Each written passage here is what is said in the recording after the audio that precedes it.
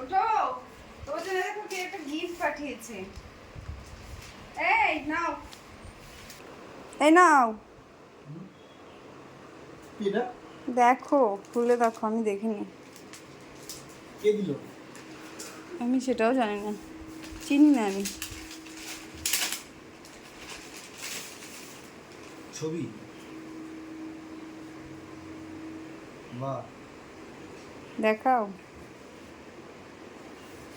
ভালো আছে না? বাহ, খুব সুন্দর। কি নাম বলেনি? না,